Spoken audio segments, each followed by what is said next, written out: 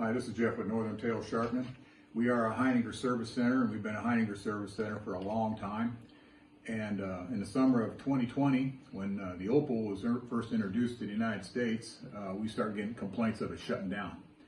So we had the Opal customers send their clipper to us. We've been dealing with the Sapphire for a long time, and there's really no problems with that clipper, but the Opal was shutting down on a lot of people. So they sent us a clipper, and we opened it up, checked it out for wires being broken solder joints, or there's a plug that goes to the motor. Wanted to see if that plug was loose or something, because it was shipped, from Sweden over here, and that could cause a lot of shutdowns. And we found nothing wrong with it. We took it over to our grooming shop. We used our blades on it. It ran perfectly. We sent it back to the customer, and it started cutting out again. So the next batch of customers, we told them to send their blades along with it. And we found out through time that blade care has a lot to do with this clipper. On the Opal, the PCB board, the switch has some technology on it to, if it feels a lot of resistance in your blade or what you're doing with it, it's going to shut down. And to reset it, you have to turn it off, turn it back on. And this saves the battery from being drained too much, and it keeps the motor from burning up in it. And the Sapphire doesn't have that. And there's a lot of other cordless clippers out there that have that technology. I don't know them right now. I don't want to mention them, but if you're having problems with other cordless clippers, it could be for the same reason. So here, I'm going to show you what blade care is. And the last person that sent us their Opal, they sent us these blades. And this person argued with me, said they did good blade care. And here's what the blades look like. They were full of buildup, they were full of hair, and the cutter just wouldn't move back and forth. So what I'm talking about, the cutter, this cutter has to move back and forth freely. Now this one here does. Here's another one we took out of the box. I can hardly move this back and forth. And there's a couple reasons why this happens. Bad blade care, not oiling your blades, and the sharpener could be putting too much tension on the blade when you get it back. New blades are the same way in the rack packs. I don't trust a new blade. Some of them have a lot of tension on them coming right out of the rack pack, brand new. I would suggest washing them first and then oiling them. But every sharpener should have one of these little gauges. And there's a range on here where to put this blade at. And this blade here we just took out of a box, and it's way over the top. And it does shut down the Opal, because we had it on an Opal. So that's a bad thing.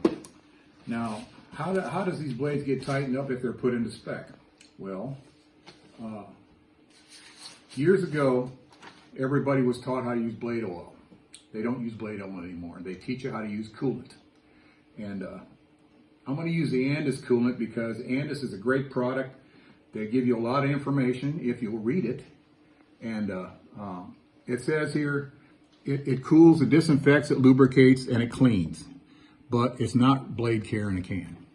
And in fact, they tell you right here on the front to use blade oil. Now here's what the Andis people say about their, this is from the ZR. It says, oil blades before, during, and after each use. If your clipper blades are leaving streaks or slow down, it's a sure sign they need oil. And it says right down here, spray lubricants contains insufficient oil for good lubrication, bar an excellent clipper blade coolant. All of their clippers have that same, this is for the AGC. It has the same stuff in it. In fact, up here in the danger part, number 8, it says to not use this clipper around aerosols. But that's what they're teaching you in grooming school now. They're teaching you not to oil a blade, and we hear this from everybody we call and we talk to. They're using some sort of coolant, and they're spraying it on their blades, and it's drying them out. And the pet dander's melting on it. And what pet dander is all that little stuff that's in the coat, little pieces of hair, little pieces of skin that when you're going through the hair with the blade, it's getting on the blade, and your blade's hot, and it melts on the surface. And here's a couple, we took it out. This person sent us an opal with her blades, and here's what blade plaque looks like, or this is what pet dander looks like melted on a blade. And what this does, it slows the cutter down. It makes the cutter tight. And in fact, half of her blades, we had to take a screwdriver and pop them apart. Now, when you spray coolant on something like this, they'll speed up, that's right, but you're spraying a solvent on a blade that's already got this taffy-like substance on there. And when this blade was together, you couldn't even move it. In fact, when we took it all apart, we had to take a screwdriver and pop it apart.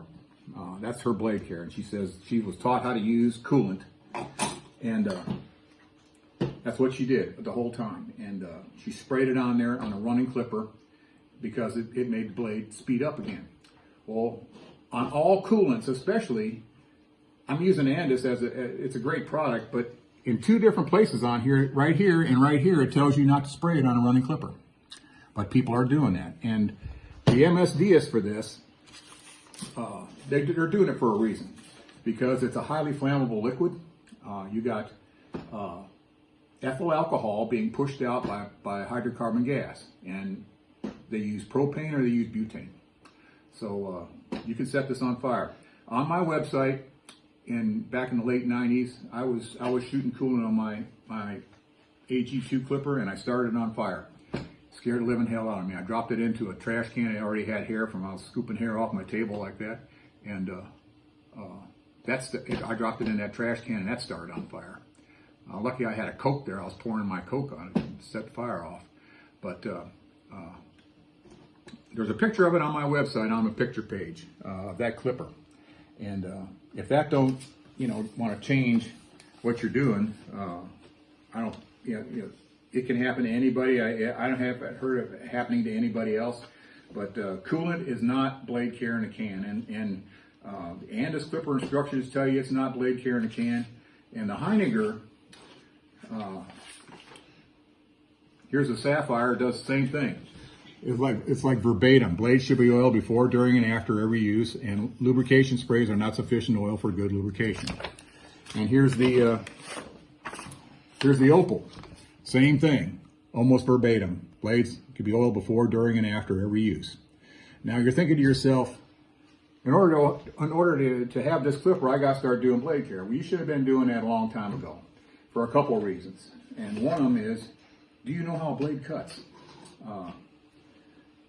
These blades, the top blade, they're not flat. They look flat, but they're not flat. They're hollow ground, 11 to 13 thousandths. They have an arch in them like that. And what happens is they go in and out of the bottom blade. The top blade goes in and out of the bottom blade, and it actually slices hair like a pair of scissors would. And if you don't oil the blade, the cutting edges around these teeth, they start to dull out. And so that's what causes dragging.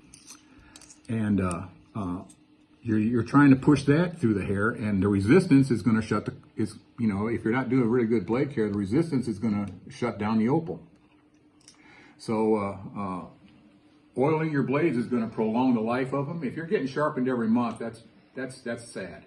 If you do good blade care, clean your blades, oil the blades, like it says in here, and it says before, during, and after, but before and after is the same to me, and I'll show you how to do that without getting any on the dog. But if you got a big doodle on the table, that coat there is going to pull a lot of oil off your blade. Oil only stays on the blade about 4 or 5 passes, then it's on the floor with the hair.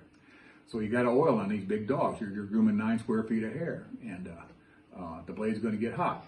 Now you're thinking, well, I use a vac system. My blades don't get hot. Yes, it does, except the heat's going up the tube. And it's still burning that pet dander on these cutting surfaces here.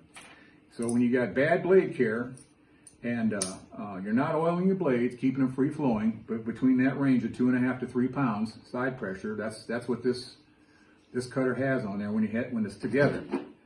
When it's together like that, it's 2.5 to 3 pounds side pressure, and it starts getting over 5, like we just tapped out on this one here. It's going to shut the opal down, and it's a safety factor in that clipper itself. Now, I can understand why you don't oil. We've all been raised on Andis oil. Now, I'm not down any Andis oil a bit. I down the applicator, because when you open this up and you go to put it on a blade, it just runs everywhere. I mean, you're over oiling. I like this applicator, or you can use another little bottle that's got a smaller hole in it. But this here, you can turn this out, it's not going to come out until you squeeze it out. And I'm putting a plug in for Oster. I like this bottle. And whenever I see somebody that's, they ship blades to us that are having a lot of problems like this, we usually ship this back with oiling instructions on how to oil. Coolant is not blade care in a can. They teach that in grooming school now, and the reason they do it is, I was told about 15 years ago, they said, we'd like to teach how to oil a blade, but we don't think our groomers are smart enough to keep doing it. I was told that by a corporate grooming person, one of the people that train.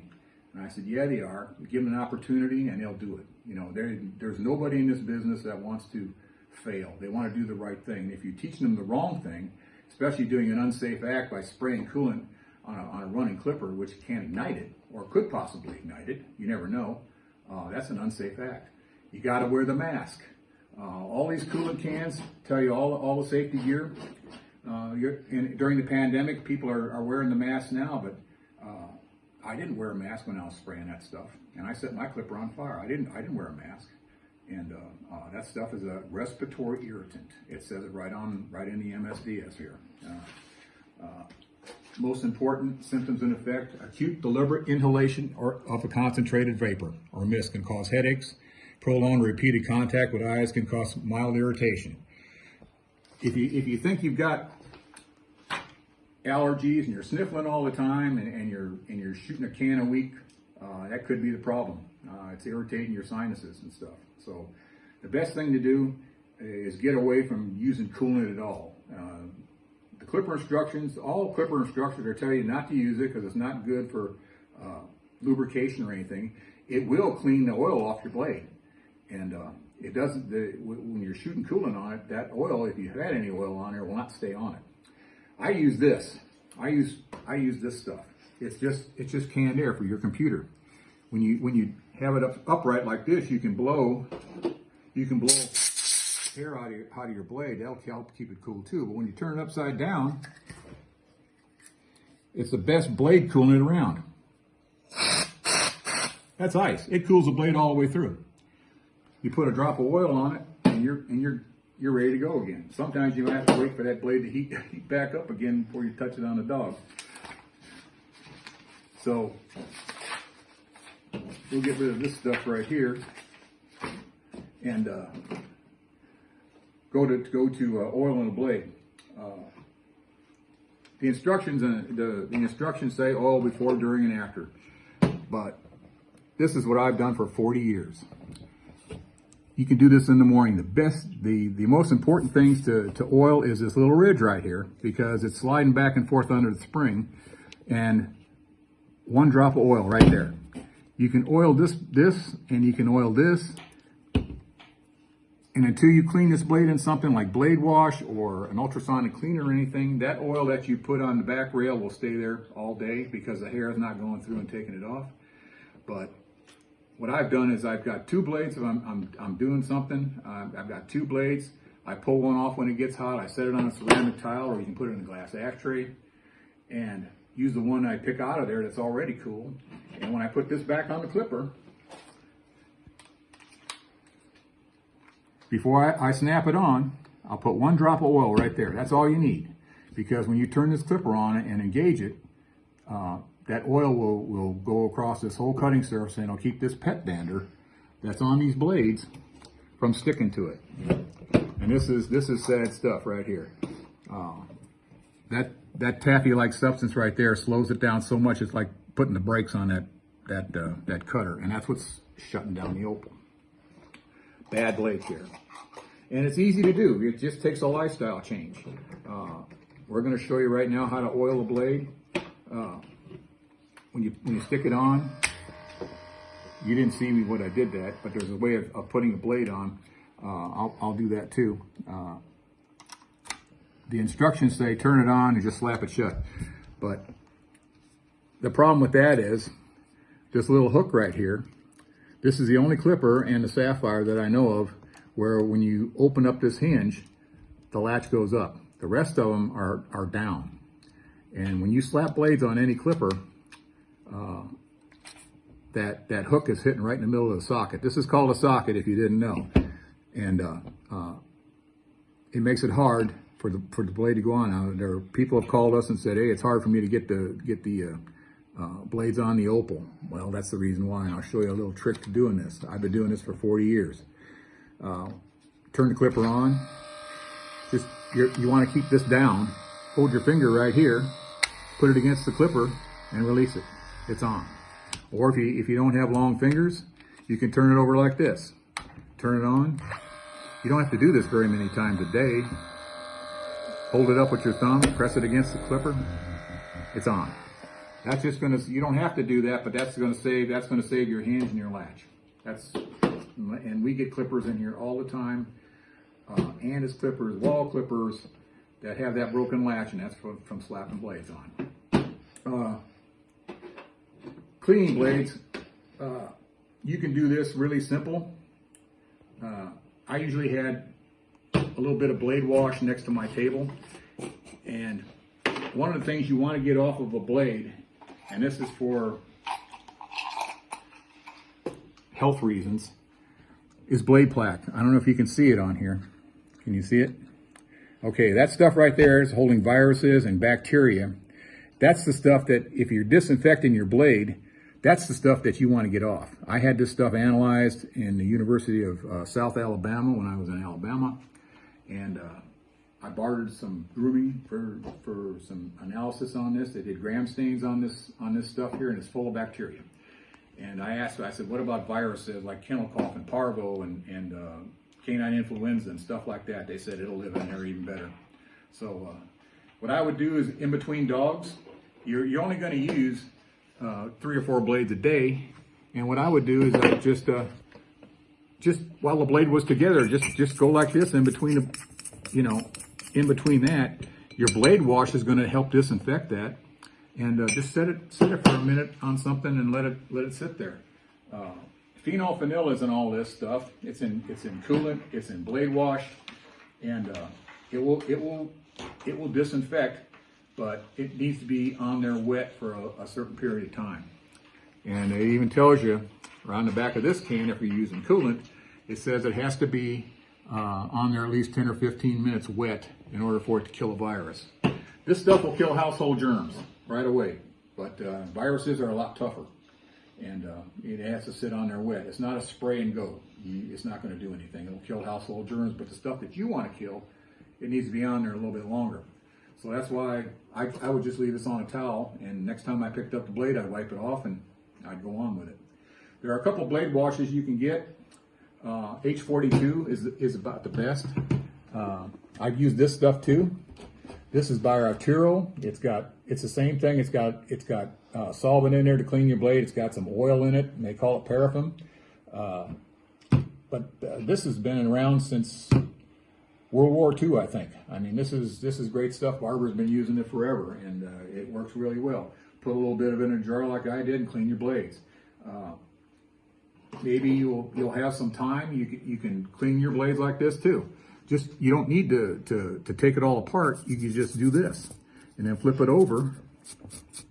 You get the blade plaque off in the middle of it, and switch it out to the other side. You want to get the cutting surfaces. You want to get anything that's melting on that cutting surface off, because if there's anything on there, it's gonna slow this cutter down, and it's gonna make the Opal quit.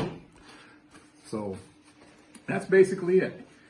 The problems that we've had with this clipper, and right now we'll take this person's blades, we'll sharpen them up, we'll put them at the right tension, we'll take them over to our grooming shop, use them, won't have a bit of problem. That's anybody that sent us blades with their Opal, it's always been blade care. We've sharpened their blades, set the right tension, took it over to the grooming shop, had a bit of problem with it. So that's basically what I can tell you. Now you might have to do a lifestyle change here. If you don't want to change what you're doing, if you want to keep not oiling your blades, and you want to keep using coolant as lube and cleaning your blades, coolant doesn't do all that for you. It takes a little bit of elbow grease. Remember, dog grooming is the most aggressive form of hair care in the world, and it's not everything is easy. So you're going to have to do a little effort on some stuff, especially if you want to have a nice clipper like this. This is a great little clipper. It's got 2 speeds, and it has a lot of torque. It's not going to slow down. You could put a gorilla on the table. It's going to go right through that coat. Matted chow, a matted doodle. We went through matted doodles with this with customers' blades that said that they were cutting the opal out. We had a bit of problem with it with a guard comb. So it's not the clipper. It's what you're doing with it. And one thing, spraying coolant on any clipper, trust me, will destroy it. Because most clippers breathe through the front of the clipper, and this one here is no different. Here's a motor. Here's what the Opal motor looks like. You can see how open it is. We've replaced 2 or 3 of these so far where people sprayed coolant on this, and a good indication where the motor's shot is when you put a blade on here, start it up, and it quits immediately. Maybe 2 seconds it runs, it quits. Coolant has destroyed this motor. So how many other clippers have you had where you've been spraying coolant on it, where you have a bad taste in your mouth for them, where they go bad in 6 or 8 months or a year, besides the cord shorting out in it? Could be from what you're doing with it. Don't clean blades and blade wash with it. Don't do that. Same thing, you know. The clipper instructions on any clipper say don't get it around any moisture, and this is not a good thing. There's no procedure out there for cleaning blades with blade wash. Somebody taught you this stuff. Somebody taught you how to spray coolant on a running clipper when you have all this evidence telling you not to do it and not to use it as blade care. So somebody's teaching you how to do this, and it's an unsafe act, and it could ruin your clipper. By sticking it in here and taking the clipper off, it runs down inside. So something to think about. And hopefully, by maybe this video will stop all the complaints about this great clipper. And we enjoy it. We enjoyed our sapphires. That's all we use. We use volts, sapphires, the same clipper made by Heiniger makes the volt. And now we've got this new HIT in here, and it's working out great. So these are all great cordless clippers. The problem is groomers not following the rules. You know, they're not reading their instruction manual. It tells you right in there what to do and what not to do. And one other thing I want to mention is charging. The Opal's got this little meter on the back, and we found out through taking customers' clippers over to our grooming shop, we try to run this battery dead and then charge it. We never had a battery charge over an hour and 10 minutes, recharge from completely dead. But this thing will not charge until you get into the second light, well into the second light. That means that first light's got to be gone and maybe halfway through the second light. Otherwise, when you stick it in the charging stand, it's going to go red and then go right to green because it hasn't been drained enough to actually start the charging sequence up. So something to think about. We've had a couple people send us their clippers, and they just said that the battery wouldn't charge at all, and we asked them questions. We have a sheet that we ask questions off of, and they never tell us that they're just sticking it in there. They're using it for 5 or 10 minutes and sticking it in there. You got 2 batteries. I try to run them dead. It only takes an hour to charge the battery back up. So just use the battery till it doesn't work anymore. Stick it in the charger. It takes an hour, and your second battery will run you the rest of the day. Now, most of the time, we get about 6 hours out of this battery, and it lasts all day. I mean, we're testing blades in here. We test 200, 300 blades a day in here, and we haven't charged one of these things in probably 3 weeks. So it's a great clipper. It holds a charge a long time. The problem is blade care, and I would say this: if you don't want to do blade care, don't buy an Opal, because you're going to be disappointed in it. It's going to shut down on you. And the best time to start blade care is right when you get them sharpened, and ask your sharpener, how are you determining the tension on the blades? Because if it's too high to begin with, they're going to heat faster. They're going to burn more pet dander on there, and it's going to cause that red stuff that's on there, the pet dander that's melted on there, and it's going to cause you problems. So just keep in mind, you can always call us too, and if you want any information.